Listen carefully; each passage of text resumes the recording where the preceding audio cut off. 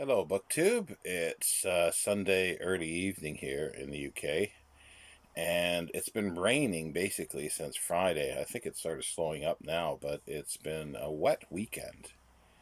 Um, but I'm here to do a bit of a discussion on a couple things. Discussion that I had sort of asked if anybody wanted, and if it was basically what I feel the difference or how I feel between ebooks and physical books. And I did a tag and I asked if anybody was interested in that. A few in comments says yes they were, and I got some private messages as well asking on various other formats asking to they'd be interested to hear what I have to say. So, well, you asked for it. But also at the end, I received a few books from Amazon today, so I was going to go through those, what I received.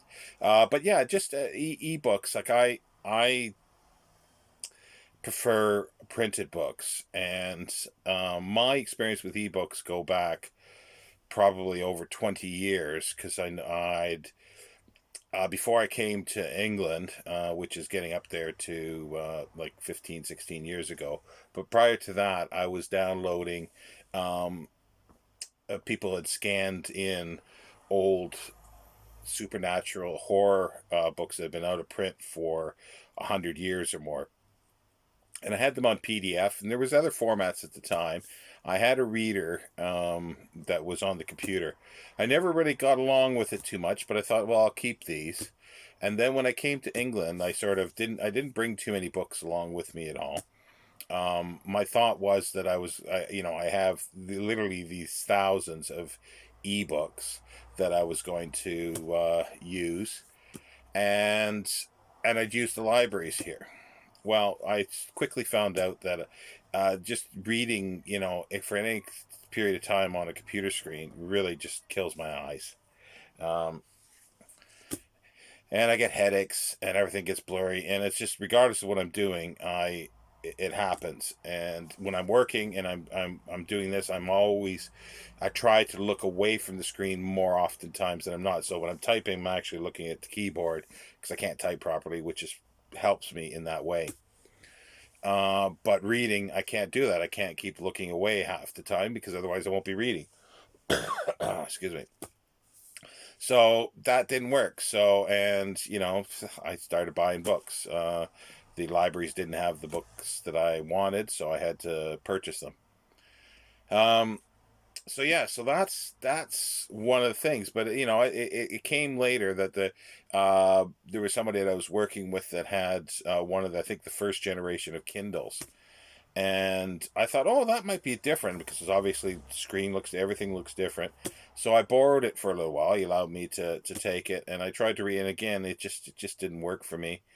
Um, it gave me visual disturbances again, headaches, um, and I sort of left it. But a couple of years ago, I bought a Kindle Fire, 10-inch Kindle Fire, uh, from Amazon, and I thought I'd try this again. It's basically a tablet, and it's the same thing. I have the same problems with it. Um, I'm told that it could be because it is tablet and the new Kindles with that white background or white ink or whatever it's called. I may not have those problems, but I have not gone that far to do it. But also, too, is like even if there's, to me, it's not just the reading of the text that I want. I want to have a physical book. I like having the books. I like finding it. I like getting them. I like holding them, whether it be paperback or not. I like holding them. I like smelling them. And physically reading them is a different experience because you got to hold the book, whether it be paperback or hardcover. You've got to hold it. You've got to get the light right and all these type of things. So there's advantages, and this is where I'm going to go into advantages and disadvantages. But this is my preference first of all, is that it's almost like a ritual thing that you sit down, you get a nice comfy spot, you read the book, and you hold it, and you flip the pages. You flip the pages, and that to me is a big part of reading. Now, maybe younger people that are growing up now or starting to read, and if they just read from the Kindles and electronic books, they won't have that. I suppose you could say it's a nostalgia feel to a certain extent, but it is a almost ritual type thing for me. And to have actually the book that I can put it on the shelf when I'm finished, if it's something I really like, and I can go back to look at it. And that's the one thing I can go back. And even book that I haven't read, I can scan my shelves and pull something out and look at it and go, okay, well, I just sort of leaf through looking at the pictures and see that's the thing. And then I think the pictures are not the best a lot of times on uh, the ebooks. So, and PDFs, they are better, but apparently a lot of the Kindle doesn't like PDFs very much, especially with the pictures. So that's out. But that's where I mean, I can flip through, look at pictures, and oh, that's interesting. Oh, what's that referring to? And then I can look up in the index, and I can read and spend a little time if I just want to fart around a little bit. I can't see doing that with an ebook, electronic book, whether Kindle or not. I know you could skip through. You could do the great thing is that if you are doing research and you're looking for a book, you can do a, from what I can stand, you can search for a word, and you can find that word throughout the book, and that's fantastic if that works, and if that's something that you need to do. Note wise, Kindle, yeah, you got to type in sort of your notes, which I'm not a great typer, so I prefer just to put notes in a notepad or a notebook, or at times, maybe just put a tick mark or something and pencil in the book itself.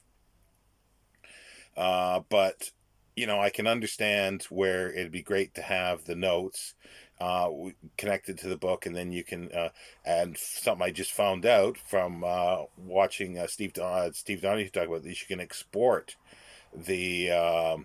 You can export the all the notes and like email them to yourself, and it has all, and I think it has all the links, so you can then go into the page, or at least the page references where you're doing it. That's fantastic. If that's something that works for you as well. I don't really need to do that. For him, it makes sense. And somebody else who's doing some, other things, that sort of makes sense. And it sort of makes sense for me for some of my reading. It would be nice to be able to do that, but it would just drag me down too much to type because I can just quickly make a note much, much quicker and easier. And then I can pull the physical book off and look. Um, and yeah, it's those type of things, and like I don't travel much anymore. I don't go anywhere. I don't go on holiday for any extended time. So that's where maybe I would try I think it's called Paperwhite. That's what it's called, Paperwhite, the Kindle, and see if that will work. If I did do that, I don't need to, because where I did go, would be very short distances, and I can just take a book along with me in just one book. But I can see the use for ebook for those things. But the other thing is the price. It's like I do not like at times when I look, I can buy the physical book cheaper than I can buy the ebook, and that's from a new retailer. That's from Amazon, say for instance. There's a lot of times there's that, and you've got to pay for proper formatting. Like if you want classics, you can get them free, but from what I understand from people, they're saying the formatting isn't the best at times. Spelling and all that kind of stuff, the formatting is sometimes really, really bad, and it's difficult to read. And so it's not like a modern translation or something like that. So if you want a Penguin classic, then you would need to, unless you pirate it, but let's talk about buying, and you're going to pay almost as much for the ebook as you do for the physical book, which I don't really like that idea, and I don't like the idea that you don't actually own the ebook. Like, I guess the chances are that that they'll take it back is very, very slim, but it's still there. It's like they can't do that with the book that I bought. That'd be sort of breaking and entering for them to do it, regardless of how unlikely it is. It's sort of, I'm sure, way my luck is I do something that would piss Amazon off, that they decide to just revoke everything. That would be my luck. So yeah, so there's all those type of things. And I just wanted to get back to the sort of the ritual type thing of there's different ways you engage with a story. And to me, to engage with the story, physically holding the book is the best way. And reading to me is meant to be in here. That's what reading is. The author has written the story, history or whatever. Then expect, well, let's just look at fiction for a minute. The author has written the story, so you're seeing the world through the author's eyes or the character's eyes, but however he's constructed it. So you're interpreting that, but you're interpreting that directly yourself. Now, whether it's in print form or ebook, that should be the same. But if, say, for instance, you were experiencing a book done serially every week or every month, that might be different because that gives you a long pause between the parts to think about it. And that might actually, you might be engaging with that story differently. And also because if it depends on how the author has written it, he might be engaging it differently as he's writing the story if it's not already fully written and then serialized, or if it's written and as they're serializing it. So you can expect things differently, and that's why, like, I don't call audiobooks. I don't call those reading. It's listening, because you've got somebody else in between. You've got the narrator interpreting through their inflections of their voice, which is perfectly fine. It's just a different way of experiencing the story, but I would not call it reading. I would call it the same as, for instance, you got a book and they make a play of it and you go to the theater watch it. You'll experience that differently because you've got the writer of the play that's interpreted the story to put what they can in the play.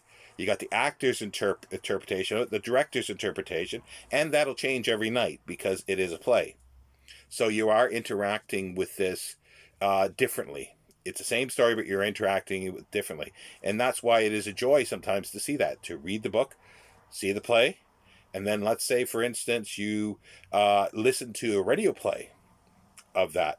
That again is a different experience. You're experiencing it differently because of where you are. You experience it through your ears, but it's different than an audiobook because you've got sound effects usually. You've got different actors for different characters. You do have a director.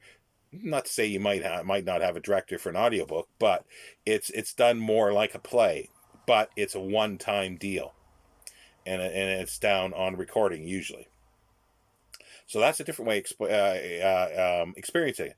And then let's say there was a silent movie made out of it. Again, you've got, it's a one-time deal, yes, that once it's done, so it doesn't change. But you've got the interpretation of the director, the writer again for the scenarios, and you've got the actors doing it. And there's certain things you can do on film, and there's certain things you can't, and you got to change things, and those are all things. So all the different things you exchanges, you engage with it differently.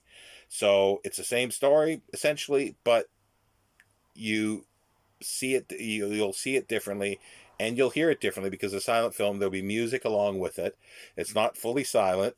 There'll be music, and that sort of sets the mood for it if it's good music. And then again too, it'll be different from different versions as well, because there might be a different music to it. So when I say it's a one-time deal, the picture is, but the music may not be. So that can change by a different composer.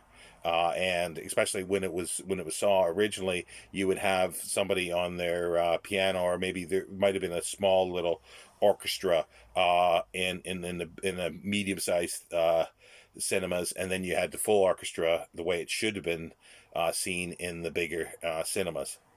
So you've got that, and then you just extrapolate that to a sound film, and you've got the same thing, because then you no longer need to show certain things. You don't need to be more with a silent film. You have to be very observant to it, and it's all these things. What I'm just saying is that it's just different ways to engage with a story, and to me, the way I like to engage with a story is holding the book and reading it.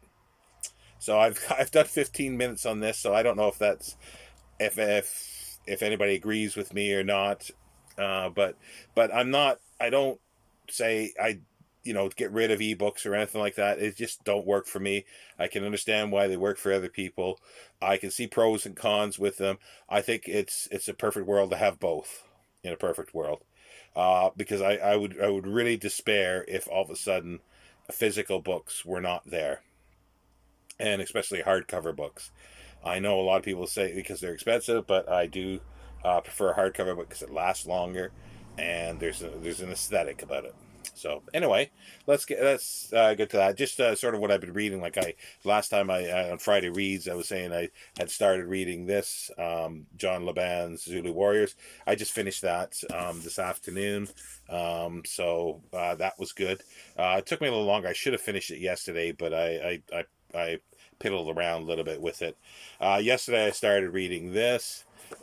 Tales to the Troubled Dead, Ghost Stories in Cultural History, Catherine Belzy. I only read the introduction, so I'll be digging into this more tonight, and I'll be starting this as well. Diamonds, Gold, and War. It's a history of the making of South Africa. It's quite big. It's over 500, yeah, over 500 pages. So I'll be starting that today, but I'll be interspersing it with this, so I won't get through them really as quickly, probably. I'm continuing. I read one M.R. James ghost story. There's the 2 volumes from Penguin, and they're really good. The annotations are really good.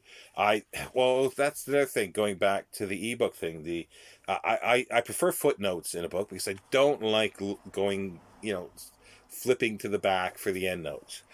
Um, I hate that. So if it's not footnotes, what I do is, because these are short stories, I read through the story. I already know the story pretty well, but I've read it a couple times, so I read it through, and then I read through the notes, the annotations. But then I will flip back and I go, okay, what was that one? Oh yes, and then I sort of cross reference it again.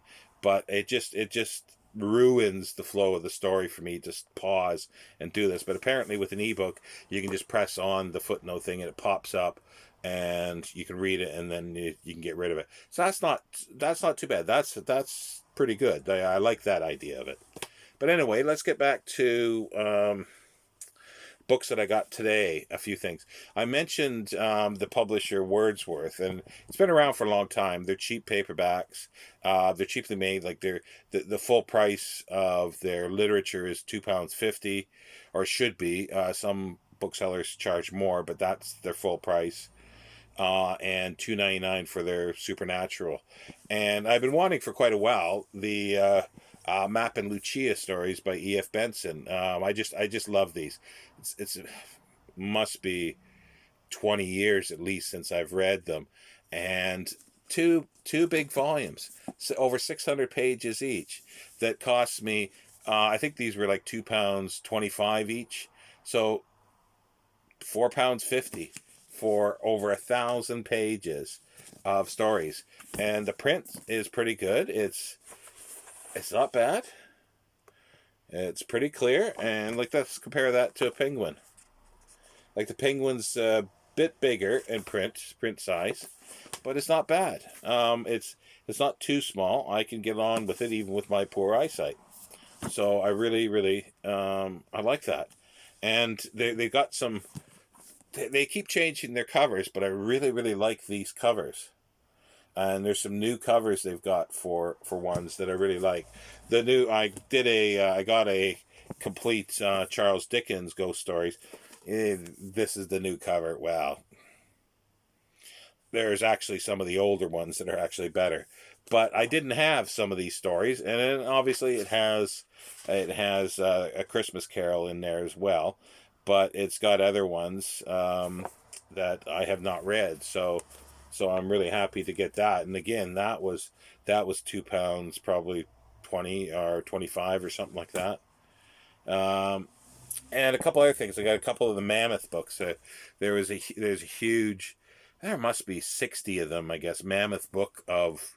You just think of anything, Mammoth book of, and there's probably a Mammoth book. But these were ones that I got that they were on sale. That on Amazon. Wow, they were cheap. I think they were under £5. I think.